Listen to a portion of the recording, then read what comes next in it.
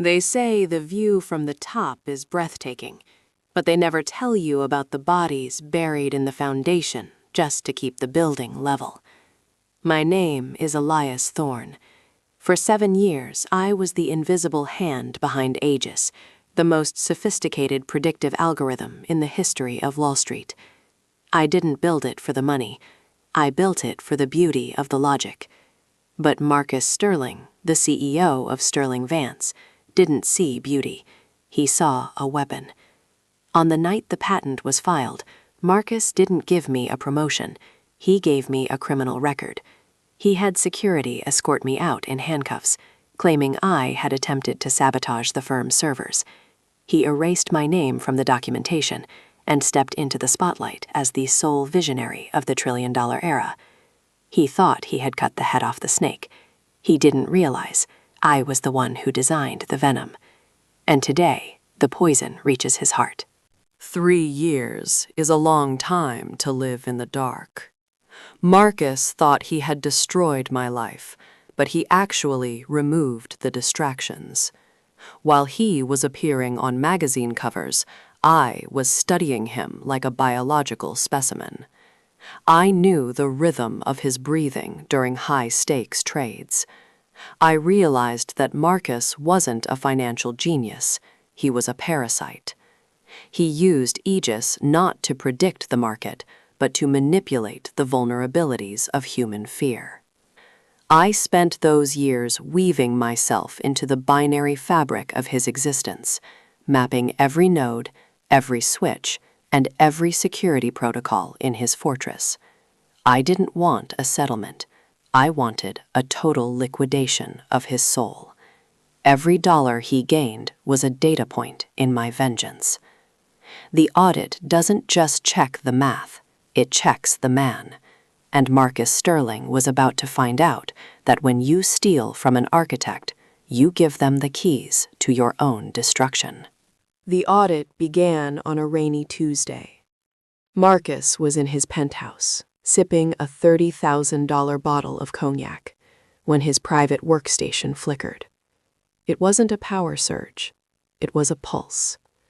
Suddenly, his high-resolution monitors transitioned into a live medical dashboard. Heart rate, 72 BPM. Blood pressure, 135/85. It was a real-time feed from his own smart pacemaker. I watched through his webcam as he reached for his chest in primal fear.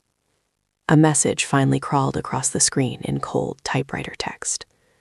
Stress is a silent killer, Marcus. Your current cortisol levels are rising at an unsustainable rate. Let's see how much your heart can take before the market opens. The glitches he had been seeing for weeks weren't bugs. They were a countdown. I was the one holding the timer, and I had just invited him to his own funeral. The moment of truth arrived at 9:30 a.m., the opening bell. As the market surged, I activated the script. Real-time network paralysis. I watched as the Sterling-Vance systems ground to a halt. Emails failed. Databases became inaccessible. In the server room, I could hear the frantic response as the IT team scrambled, realizing the unprecedented nature of the attack. Their systems weren't just crashing, they were being rewritten. I was architecting a multi-layered encryption protocol that would cripple their network from the inside out. Decrypting their deception required more than just code. It required the meticulous analysis of every vulnerability they had ever ignored. Marcus stood in the center of the trading floor, a king without a kingdom, as his screens turned black one by one. The digital weapon had been unleashed, and there was no off switch.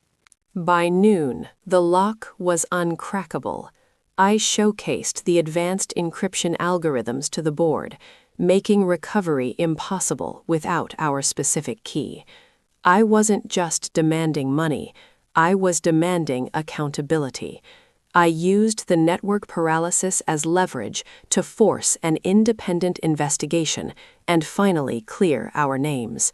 This was the digital reckoning, a moment that would reshape the landscape of corporate power dynamics and digital defense forever. The consequences were absolute. The firm was frozen, their secrets exposed to the light of 1,000 auditors. Marcus thought he could bury the truth. But the truth is a mathematical constant. It always surfaces in the end. Beyond revenge lies the true cost of corporate malice. We highlighted the real-world implications of their actions, turning their greed into a message for the digital age. Ethical conduct is no longer optional. A future secured is one where corporate integrity and digital resilience are the new standards. Our act of defiance paved the way for a world where the invisible hands are finally seen, and the structures of power are built on transparency rather than theft. The glass ceiling isn't just broken, it's been dismantled. And as I walk away from the ashes of Sterling-Vance, I know that the code we wrote today will protect the visionaries of tomorrow.